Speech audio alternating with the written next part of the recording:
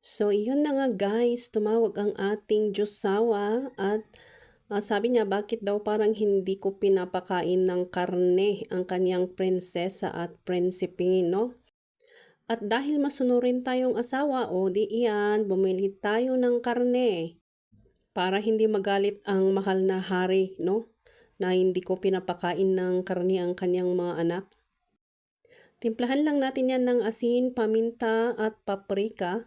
And then lemon. Tapos i-marinate lang natin ng mga 15 minutes to 30 minutes dahil ipipirito natin yan mamaya. Nilagyan ko pala ng kaunting liquid seasoning at saka thyme pang padagdag lasa lang. Kung wala, edi okay lang din, no?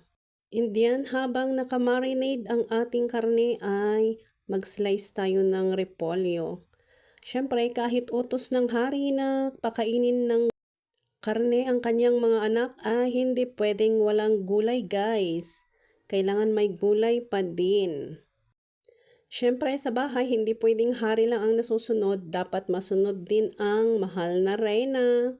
Hindi naman sa sobrang health conscious tayo, no? Pero kaya tayo hindi bumibili ng karne kasi alam nyo naman, nagmahal na siya.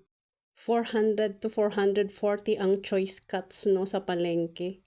Kaya hindi tayo masyadong nagluluto ng karne. Mas okay magluto muna tayo ng manok tsaka isda.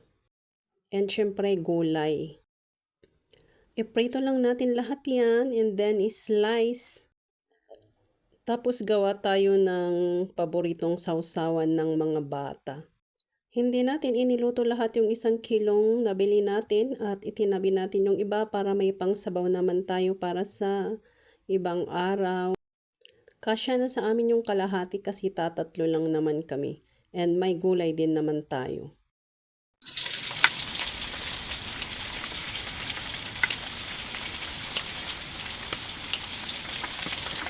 Okay na yan guys at gawin na natin ang sausawan. Sili lang naman with lemon and toyo.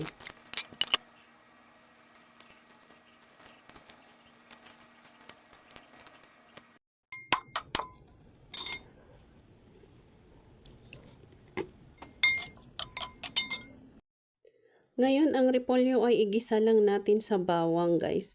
Ang ginamit kong mantika dyan ay yung pinagprituhan natin ng karne. Ayan, sunog na yung bawang kaya ilagay na natin ang repolyo.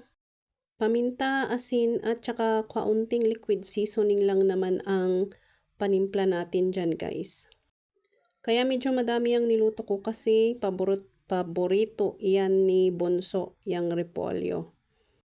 Kahit ganyang simpleng gisa lang ay gustong-gusto niya. Kaunting halo-halo na lang guys at pwede na iyan dahil hindi naman magandang ma-overcook ang mga dahon-dahon na gulay, no?